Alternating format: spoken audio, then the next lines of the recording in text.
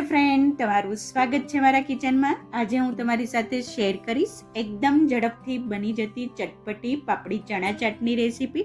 ખૂબ જ easy recipe છે, ક્વિક રેસીપી છે અને એકવાર ચોક્કસથી આવી રીતે ચણા ચાટ બનાવીને ટ્રાય કરજો. ખૂબ જ ટેસ્ટી એવી બને છે અને ખૂબ જ ઝડપથી બની જાય છે. અને હા ફ્રેન્ડ્સ, તમે હજી સુધી મારી ચેનલને સબસ્ક્રાઈબ ના કરી હોય તો પ્લીઝ સબસ્ક્રાઈબ કરી દેજો અને બાજુમાં રહેલા બેલ બટનને પ્રેસ કરી દેજો. તો ચલો એકદમ ઝડપથી બની જતી ચાટ બનાવવાની શરૂઆત કરી દઈએ.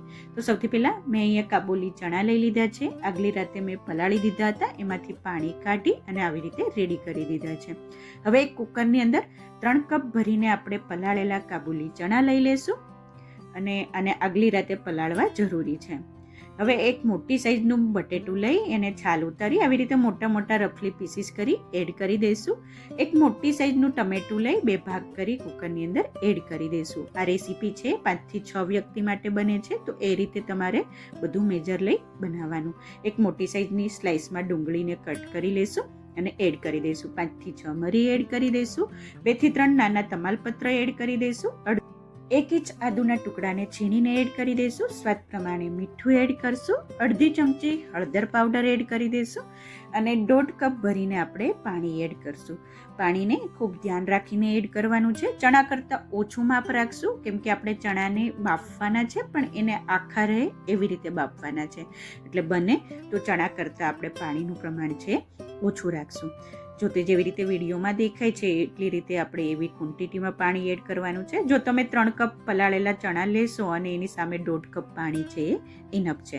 કુકરનું ઢાંકણ બંધ કરી દઈશું. 2 થી 3 સીટી વાગે ત્યાં સુધી આપણે આ ચણાને બાફવા માટે ગેસ ઉપર મૂકી દઈશું. જ્યાં સુધી ચણા બફાય છે ત્યાં સુધી બીજી તૈયારીઓ કરી લઈએ. એક બાઉલની અંદર 1 ચમચી જેટલું આપણે આંબલીનું પાવડર લઈ લઈશું અને 5 ચમચી જેટલું પાણી એડ કરી 5 થી 6 મિનિટ પલાળવા માટે સાઈડમાં મૂકી દઈશું. ખૂબ જ ટેસ્ટી એવી ચાટ બનશે. હવે એક વાસણની અંદર આપણે ગળ્યું દહીં બનાવી લઈએ. 1.5 કપ ભરીને આવી રીતે મોળું દહીં એડ કરી દઈશું. 2 ચમચી ભરીને આપણે ખાંડ એડ કરી દઈશું. પિંચ ઓફ જેટલું સોલ્ટ એડ કરી દઈશું. સોલ્ટ છે એ ગળપણનું બેલેન્સ કરશે અને સરખી રીતે બધી વસ્તુને મિક્સ કરી દઈશું. અને આ ગળ્યા દહીંને આપણે જ્યાં સુધી યુઝ ના કરીએ ત્યાં સુધી ફ્રીજમાં મૂકી દઈશું, એટલે એકદમ ઠંડુ ચાટમાં ખાવા માટેનું ગળ્યું દહીં રેડી થઈ જાય. હવે આપણે પાપડી બનાવી લઈએ. પાપડી માટે 1 કપ મેંદો લઈ લઈશું. 1/4 ટીસ્પૂન જેટલા અજમા લઈ આવી રીતે હથેળીમાં વાટી એડ કરી દઈશું. સ્વાદ પ્રમાણે મીઠું એડ કરી દઈશું. 1 ચમચી તેલ એડ કરશું. સરખી રીતે બધી વસ્તુને મિક્સ કરી જરૂર પડે એ પ્રમાણે આપણે થોડું પાણી એડ કરતા જશું અને એકદમ સોફ્ટ એવો રોટલી જેવો લોટ બાંધી લેશું. તો ફ્રેન્ડ્સ, એકદમ બજાર જેવી પાપડી ઘરે બનશે. આટલા લોટમાંથી ઘણી બધી પાપડી બનવાની છે. એકદમ ક્રિસ્પી, ક્રન્ચી અને એકદમ બજાર જેવી પાપડી જે ચાટ મળે છે એવી જ પાપડી બનશે. લોટ બંધાઈને રેડી થઈ ગયો છે. 1/4 ટીસ્પૂન જેટલું તેલ એડ કરી ફરીથી લોટને મસળી લઈશું અને લોટને 5 થી 6 મિનિટ રેસ્ટ કરવા માટે સાઈડમાં મૂકી દઈશું. 5-6 મિનિટ પછી તમે જોઈ શકો છો કે સરસ રીતે લોટ છે એ કોણ આવી ગયો છે. મોટા આપણે 4 ભાગ કરી લઈશું. આપણે કેમ કે મોટી રોટલી વણવાની છે, તો આવી રીતે પ્લેટફોર્મ ઉપર અથવા ચોપિંગ બોર્ડ ઉપર એક લોટ લઈ લઈશું. લોટવાળો કરી અને તમારાથી બને એટલી પતલી આપણે આ રોટલીને વણવાની છે, કેમ કે પાપડીને એકદમ પતલી અને ક્રન્ચી ક્રિસ્પી બનાવવાની છે. ફોર્કની મદદથી આપણે ખાણા પાડી લઈશું અને પીઝા કટર અથવા નાઇફની મદદથી તમારી મનપસંદના કોઈ પણ શેપમાં તમે કટ કરી લેશો. હું સ્ક્વેરમાં કટ કરી લઈશ અને એકદમ ગરમ તેલની અંદર આપણે ક્રિસ્પી થાય ત્યાં સુધી આ પાપડીને તળવાની છે. ખૂબ જ ઝડપથી આ પાપડી બની જાય છે. એકદમ બજાર જેવી ક્રિસ્પી અને ક્રન્ચી પાપડી બનશે અને આ પાપડીને તમે ચા જોડે પણ ખાઈ શકો છો. તમે દહીં ચાટ, ચણા ચાટ કે આલુ ચાટ જોડે બનાવીને ખાઈ શકો છો. સરસ એવી ગોલ્ડન બ્રાઉન કલર થઈ ગયો છે. તેલમાંથી બહાર કાઢી લઈશું અને એક વાસણની અંદર ટિશ્યુ પેપર મૂકી એની અંદર ટ્રાન્સફર કરી દઈશું. 1 બાય 1 બધી જ પાપડીને આપણે આવી રીતે તળી લઈશું અને પાપડી ચાટ માટેની જે આપણે પાપડી ક્રન્ચી પાપડી જોઈએ એ હવે રેડી છે. તો જો ફ્રેન્ડ્સ, તમે જોઈ શકો છો કે 1 કપ લોટમાંથી કેટલી બધી પાપડી બનીને રેડી થઈ જાય છે. બીજી તૈયારીઓ કરી લઈએ. એક મોટી સાઈઝની ડુંગળી લઈ આવી રીતે ઝીણી ઝીણી કટ કરી આપણે રેડી કરી દઈશું. 7 થી 8 લીલા મરચાંને પણ ઝીણા કટ કરી લઈશું. 1/4 કપ જેટલી ઝીણી સમારેલી કોથમીર લઈ લઈશું અને થોડાક આપણે ફ્રેશ પુદીનાના પાન લઈ એને પણ ઝીણા ઝીણા કટ કરી લઈ લઈશું. ચાટમાં ખૂબ જ સરસ એવી ફ્લેવર આવશે. થોડાક એવા મેં કોરા મસાલા પણ રેડી કરી દીધા છે. 1 ચમચી જેટલું શેકેલા જીરાનો પાવડર લઈ લીધો છે. 1 ચમચી ચાટ મસાલો લઈ લીધો છે. 1 ચમચી લાલ મરચું પાવડર લીધું છે. તમે કાશ્મીરી કે તીખું કોઈ પણ લઈ શકો છો. 1 ચમચી સંચળ પાવડર લઈ લેશું. બધી જ પ્રિપરેશન રેડી થઈ ગઈ છે. પાપડી રેડી છે, દહીં રેડી છે અને આપણા બીજા મસાલા પણ રેડી છે. બીજી બાજુ ચેક કરીએ તો ચણા પણ સરસ રીતે બફાઈ ગયા છે. અંદરથી ટમેટાની છાલ આપણે કાઢી લઈશું અને જે આપણે તમાલપત્ર એડ કર્યા હતા એને પણ કુકરમાંથી બહાર કાઢી નાખશું.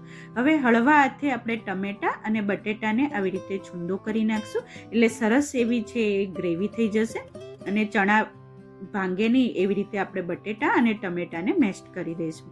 હું તમને નજીકથી પણ બતાવી દઉં. આપણે ચણાને આવી રીતે બાફવાના છે કે ચણા છે એનો દાણો આખો રહે અને સરસ રીતે બફાઈ પણ જાય. તો ફ્રેન્ડ્સ તમે જોઈ શકો છો કે સરસ રીતે ટમેટા બટેટા ચણા છે એ બફાઈને રેડી થઈ ગયા છે.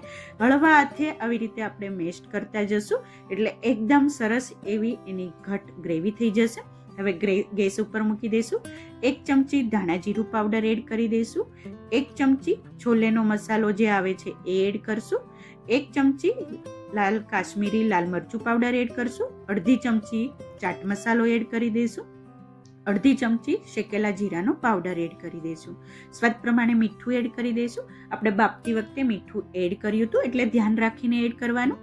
4 ચમચી જેટલું આંબલીનું પાણી એડ કરી દઈશું. જે આપણે પલાળીને આંબલી રાખી હતી એ એડ કરી દઈશું. સરખી રીતે બધી વસ્તુને મિક્સ કરી દઈશું અને 5 થી 7 મિનિટ આપણે આને ગેસની ફ્લેમ હાઈ રાખી સરસ રીતે કૂક કરવાનું છે. એટલે સરસ એવું છે ચણા છે એ બનીને રેડી થઈ જશે. આ ચણા આપણે જે છોલે ચણા બનાવીએ છીએ એવી રીતે છે પણ આપણે તેલ વગર આજે બનાવ્યા છે. તમે ધ્યાન રાખ્યું હશે તો આપણે જરાય પણ તેલ એડ નથી કર્યું તો પણ ખૂબ જ ટેસ્ટી એવા ચણા બને છે અને આ ચણાને તમે ભટુરે, નાન, પરાઠા, રોટલી કે રાઈસ જોડે પણ બનાવીને ખાઈ શકો છો અને ચાટમાં તો ખૂબ જ ટેસ્ટી એવા ચણા લાગે છે. 7 થી 8 મિનિટ પછી સરસ રીતે ચણા છે એ રેડી થઈ ગયા છે. ગેસની ફ્લેમ બંધ કરી દઈશું અને આવી રીતે આપણે ચણા છે એ પાપડી માટેના રેડી કરી દઈશું. તો ફ્રેન્ડ્સ આપણી ચાટ માટેની બધી જ વસ્તુઓ રેડી થઈ ગઈ છે. ચણાને થોડાક એવા ઠંડા થવા દઈશું અને પછી આપણે એની પ્લેટિંગ કરશું. હવે આવી રીતે કોઈ પણ એક ડીપ ડીશ લઈ લઈશું. એની અંદર 3 થી 4 ચમચા ભરીને આપણે બનાવેલા ચણા એડ કરશું. જે છોલે બનાવ્યા હતા એ આપણે એડ કરી દઈશું. એની અંદર ઝીણી સમારેલી ડુંગળી અને ટમેટાને સ્પ્રિંકલ કરી દઈશું.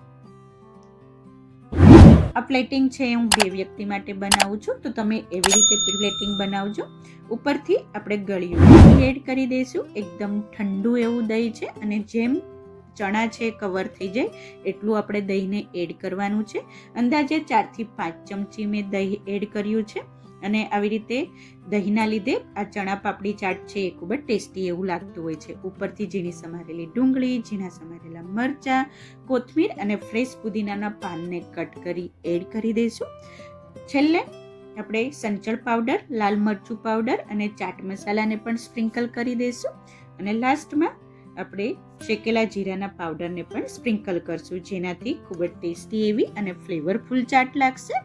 છેલ્લે એકદમ ક્રિસ્પી ક્રન્ચી આપણે ઘરે બનાવેલી પાપડી છે એને એડ કરી દઈશું.